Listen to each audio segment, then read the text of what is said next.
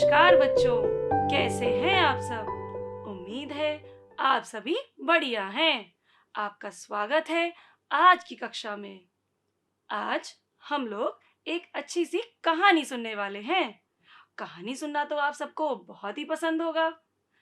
आइए सुनते हैं। ये कहानी है एक लड़के की जिसका नाम है राजू। उसकी एक छोटी बहन भी है जिसका नाम छुटकी है।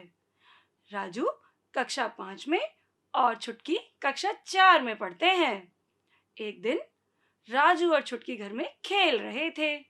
तब तक मम्मी ने आवाज लगाई, चलो बच्चों, आज तुम दोनों को मैं बाजार घुमा के लाती हूँ। राजू और छुटकी बहुत खुश हुए।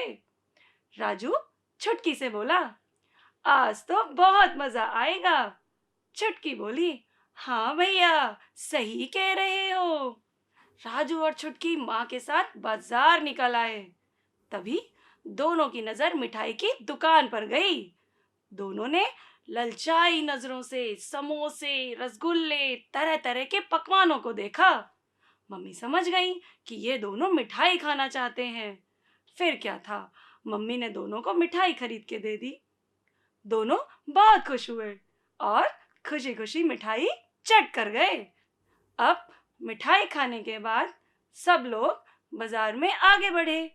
तभी अचानक से मम्मी की नजर बाल काटने वाले की दुकान पर गई। उसे देखते ही उन्होंने सोचा कि राजू के भी बाल बड़े हो गए हैं, क्यों ना राजू के बाल भी कटवा दिए जाएं।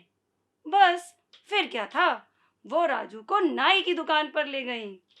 बाल कटने के बाद राजू बहुत सुंदर दिखने लगा।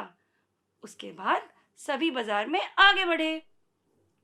तभी छुटकी की नजर बाजार में तरह तरह के कपड़ों पर गई।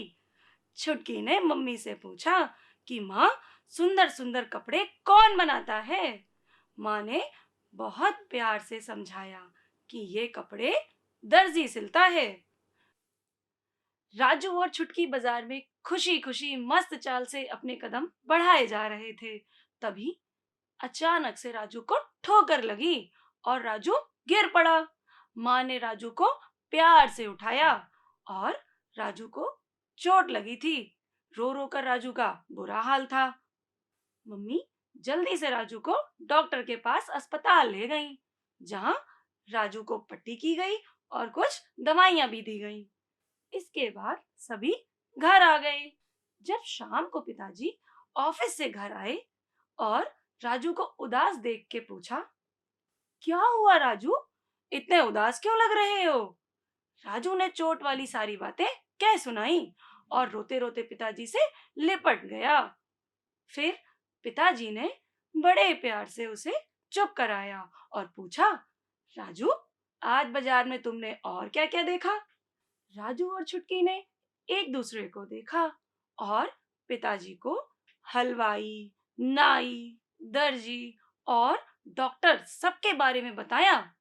तब पिताजी ने एक प्रश्न किया कि क्या हम हलवाई की दुकान से कपड़े नहीं ले सकते थे या दर्जी की दुकान में मिठाई नहीं खा सकते थे?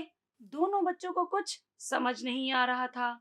इसलिए बच्चों ने कहा, पिताजी, आप ही हमें बताएं कि ऐसा क्यों नहीं कर सकते हैं? पिताजी हंसते हुए बोले, छुटकी, क्या तुम अपनी दादी जैसा स्वेटर बुन सकती हो?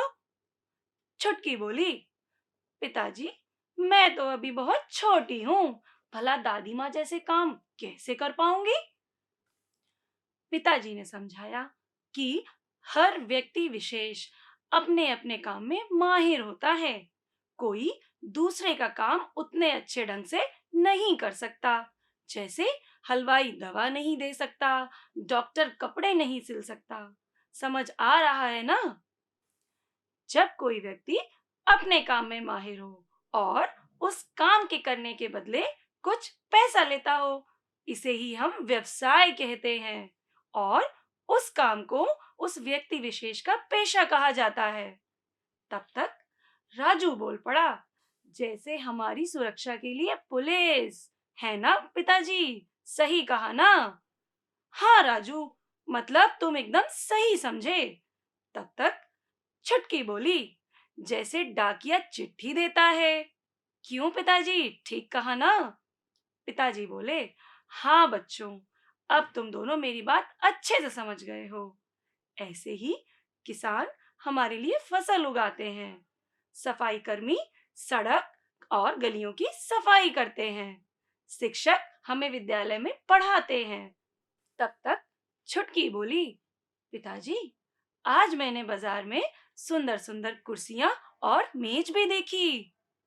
अच्छा, ये बताओ छुटकी, क्या तुम जानती हो ये सुंदर सुंदर मेज कुर्सी हमारे लिए कौन बनाता है?